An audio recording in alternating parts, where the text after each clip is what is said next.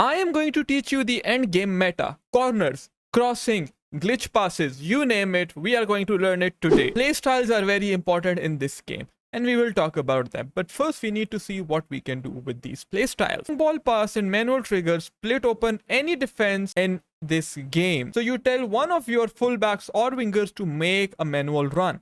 Once they are on the last man, you're going to use a long ball pass plus, that is L1 plus triangle with the player who has this playstyle. But this is the normal long ball pass plus. There is a glitch with this pass which makes it impossible to defend, like we have even seen at the pro level. We call it the 1-3 glitch. You need to involve 3 players to make it possible. How so? You can already see it on your screen. Again, this is what matters. The manual trigger. What is the manual trigger? You manually tell one of your players to run by clicking L1 on the PlayStation/LB on the Xbox. Alright. For example, we will tell Mbappe to run. Now we need a player with the long ball pass plus playstyle. And what matters next is the timing. Now we will tell Mbappe to run manually. Once that has been achieved, we are going to focus on his run. Once he is on the last man, we are going to pass the ball to the player who has the long ball pass plus trait. In this instance, it is Joao Cancelo. And with that player, we are going to make a first time L1 triangle. The keyword here is the first time pass. See, this is how it looks. It is absolutely impossible to defend. Even if the player doesn't pull his center back out of position, if you do it first time, it will lock onto the player. You can see this example even at the pro scene. Once again, we have told our striker to run. We're going to play a 1-3 pass.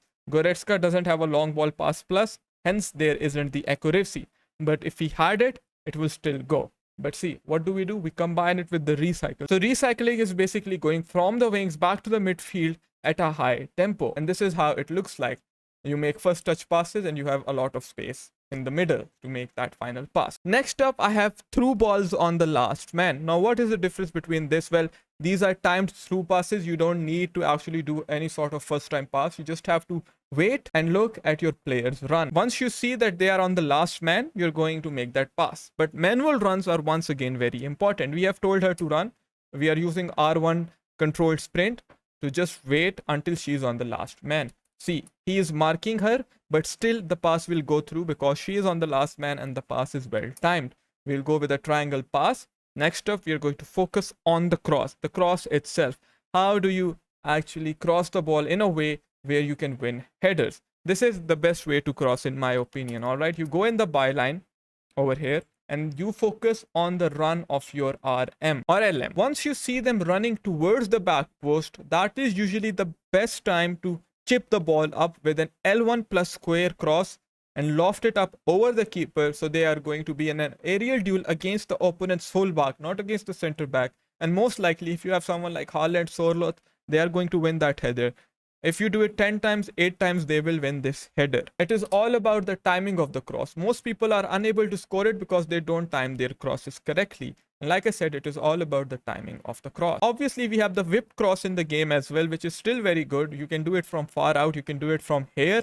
And you have to, again, manually tell one of your players to run. And then you can just go for a fully powered square on the back post and then tap the ball in. However, that is not my preferred way of scoring, which I just showed you is the best way to win headers. One-on-one headers against the fullbacks is the easiest way to score. You don't have to do any knockdown passes. We have seen Johnny use it very successfully at the highest level and other pro players as well. This is a guaranteed way of scoring goals if you get it right. The keyword is timing. Triangular passing with your players is once again very important. Like you can see, we have rapid plus, we do a triangular passing motion with the manual trigger and we are through on goal. Absolutely broken in this game. I don't think people use this technique much often. See, we have told Mia Hamm to run. And now what do we have to do? We have to wait for her to be on the last man and then we will play the ball like this in a triangle. See, we do just that and we end up being through on goal. Yes, he rushed. But even if the opponent doesn't rush, it will work like I've shown you. See, right now he's tracking. But because she is on the last man, the pass just goes through. Most people aren't timing their through passes, which is why their through passes aren't as good. And you can always combine it with the cross. This is the meta on FC24, man. Triangular passing followed up by crosses. It is absolutely game changing and there is absolutely nothing you can do about it, right? If you get it right, that is it. You're going to score a goal. Next up, we are going to focus on the only skill move that you need to learn, and that is the step over speed boost. It was good from day one. It is absolutely overpowered still, and you have to learn it. I've come across so many players who still do not know how to effectively use the step over speed boost, guys. So you have to learn the step over speed boost. Whenever there is space between two players, you're going to accept the ball towards the empty direction. So your first touch is going to be in the empty direction. Like with Mbappe, you will see we will accept the ball like this, so we can exit with the step over. Wherever the space is, we are going to set up our player with the first touch. That is why I say the first touch is so important, because it allows you to set your player up. So for example, if I wanted to do a step over up here, I would take a touch over there and then do a step over speed boost. With a rapid plus player, it is absolutely insane. You guys are not conscious of where you take your first touch. Take your first touch in a direction where you can immediately follow it up by a step over speed boost on the last man, and you will fly past defenders. We also have the kickoff glitch, which I am not going to talk about in this video, but it is still really good. Another video for that. But the step over speed boost, man, oh, it is nasty. Next up, we have something that is highly requested, and that is the corner. How do you do the corner kick? First, look at this. All right, you need a tall guy if you want to do these corners. Otherwise, they are not going to be very successful. What matters over here is the aim, all right? And you have to see how your opponent moves the goalkeeper. Some opponents move the goalkeeper on the front post. If they do that, we are going to focus on the back post corner, which we will learn in a while. Otherwise, if they move it like this and they don't move it very far out on the front post, you can still go for the front post corner. So this is how you need to aim, almost towards the penalty area. All right. Once that has been done, you have to give 2.5 bars of, then select the player you want to head the ball with. In our instance, we have Haaland.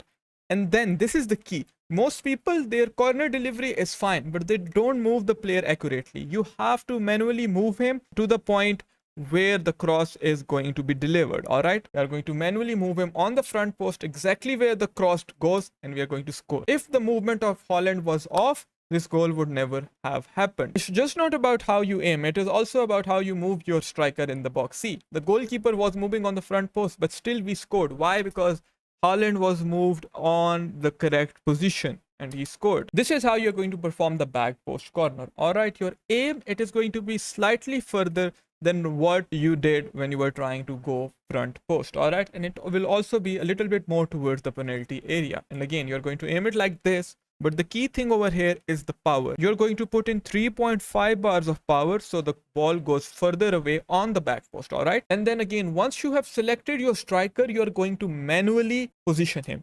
Also, if you're playing against someone really good, you can fake. You can fake going front post and then go back post. So they move their goalkeeper on the front post and then you go and hit it towards the back post. See, just like that. And this is how it looks like. Corner kicks are like penalties in this game. There is no ifs and buts about this claim, right? So you have to practice them. These two are the best variations, the front post and the back post. Most people only know how to do the front post. If you also add the back post corner in your locker, you're going to be unstoppable. Now I suggest you to check this video out here to take your dribbling game to the next level.